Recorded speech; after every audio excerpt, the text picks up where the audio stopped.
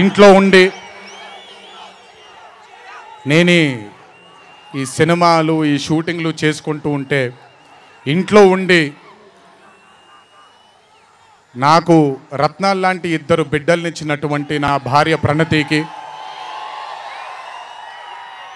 నా పెద్ద కొడుకు అభయ్కి, నా చిన్న కొడుకు భార్గవ్కి, వీళ్ళిద్దరికి కూడా నమస్కారాలు పెడితే బాగోదు కానీ మంచి హగ్స్ ఇచ్చుకుంటాను వాళ్ళకి. Last but never the least, ఒక తల్లి కడుపున పుట్టకపోయినా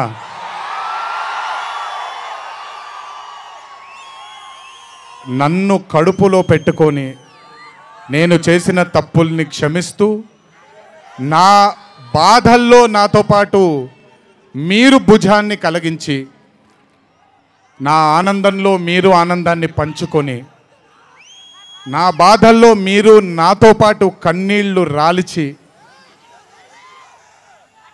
నేను ఇంట్లో సుఖంగా పడుకున్నా మీరు మీ దేవుళ్ళకి మీరు ఇచ్చిన మీరు కోరిన ప్రార్థనలకి ఎన్ని ఎన్ని ఎన్ని ఎన్ని జన్మలు ఎత్తినా మీ రుణం తీర్చుకోలేను. ఇక్కడొచ్చిన మీ అందరికీ, ఇక్కడికి రాని ఇంకొంతమందికి, ఇంట్లో కూర్చొని చూస్తున్న అందరికీ శిరస్సు వంచి పాదాభివందనం ఎంత చేసుకున్నా కూడా సరిపోదు. మా నాన్నగారితో చెప్పాను, నాన్న కొడుకుగా నాకు జన్మనిచ్చారు, జీవితం మాత్రం మీకే అంకితం. ఇంతకంటే శక్తి నాకు ఏది అవసరం లేదు.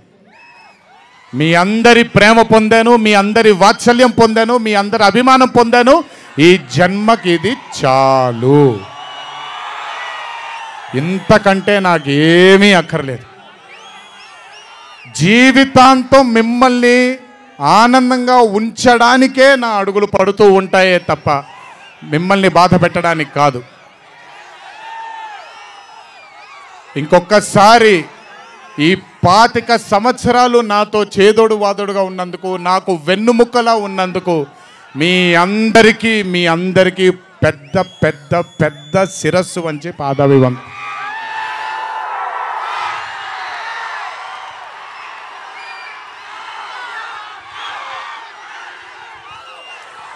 దేవుడు చల్లగా చూస్తే ఇంకొన్నేళ్ళు ఇలాగే మీ అందరితో ముందుకు వెళ్తాను. ఒక్కడనే వెళ్ళను, మీ అందరితోనే మనందరం కలిసే వెళదాము.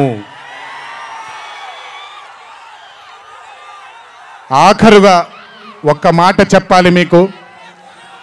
ఇది జరిగితే తప్ప మరి మీ అందరికీ వార్ 2 ఏమవుద్దో తెలియదేమో.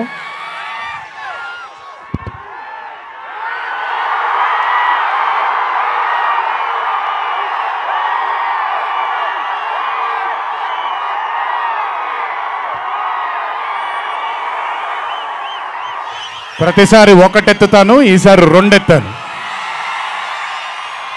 ఏం పర్లేదు, ఎవరెన్ని మాట్లాడుకున్నా బొమ్మ అద్దిరిపోయింది.